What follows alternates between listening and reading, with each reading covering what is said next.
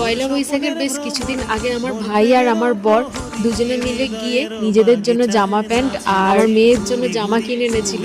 না, শুধু জামা প্যান্ট নয়, আমার বর আর ভাই ওদের জন্য প্যান্টই কিনেছিল, জামা কিনে এনে, আর আমার কিছু কিনে আনেনি। তার জন্য ছিল আমার মনটা খারাপ। আমার মা আর আমার শাশুড়ি মা যখন কেনাকাটি করতে গেছিল, ওরা দুজনে আমার জন্য নিয়ে এসেছিল দুটো নাইটি। একটু মনটা ভালো হয়েছিল, কিন্তু আফসোস একটা ছিল যে আমার বর আমাকে পয়লা বৈশাখে কিছু দিল না। দেখো, আজকে ওরা গিয়েছিল, আমার বর আর আমার ভাই দুজনে মিলে গেছিল আবার ওদের জন্য কিছু কেনাকাটি করতে। আমাকে বলেছিল তোমার তো নিয়ে আসবো না, আমাদেরই কিছু কিন। বলে যখন আসে, আমার ভাই প্রথমে আমাকে এই জিন্সটা দেখায়, তো বলে যে দেখ দিদি, তোর জন্য এনেছি, কেমন হয়েছে। সত্যি এপ্রিল মাসে আমাকে এপ্রিল ফুল বানিয়ে দিয়েছে, কিন্তু এটা আমার জন্য ছিল না, ছিল ওর জন্যই। ও বলছিল তুই আর আমি দুজনেই পরতে পারবো, দেখ জিন্সটা কেমন লাগে। প্রথমেই যখন বলেছিল আমার জন্য কিনেছে, তো আমি আগেই প্যান্টটা পরে নিয়েছিল, আমার ভাই কিনে এনেছিল, এটাও ওর ছিল।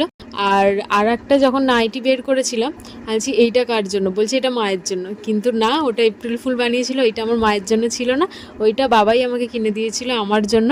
তো দেখো নাইটিটা কি সুন্দর লাগছে, আমার তো খুব পছন্দ হয়েছে নাইটিটা। তার নাইটি দেখো আমার সত্যি ভীষণ পছন্দ হয়েছে। ভাবছিলাম, একটা আফসোস ছিল যে পয়লা বৈশাখে আমার হলো না, আমার বর আমাকে জামা দিল না, তো নাইটিটা দিয়েছে, আমার এটা খুব পছন্দ হয়েছে। আর নিজের জন্য নিয়ে এসেছিল এই যে চাবির, এনেছিল আইসক্রিম। তো এটাই আমরা সবাই মিলে এখন আইসক্রিমটা খাচ্ছি। আর মেয়ের জন্য এবারে আর জামাটা কেনা হয় না, কারণ ওর অনেকগুলো জামা প্যান্ট হয়ে গেছে, আর ওর পিসি এসেও আবার দিয়ে গেছিল জামা প্যান্ট, যেটা আর ভিডিও করা হয়। আমার এবছরে চারটে নাইটি হয়েছে, যেটা আমার শাশুড়ি মা, আমার শ্বশুর মশাই, আমার মা, আমার বর, চারজনে মিলে দিয়েছে, চারটে আমার নাইটি হয়ে গেছে। আর আমি এখন ভয়েস রেকর্ড করছি, আমার মেয়ের কথা শোনো তোমরা, ও আমার সাথে ভয়েস রেকর্ড করছে।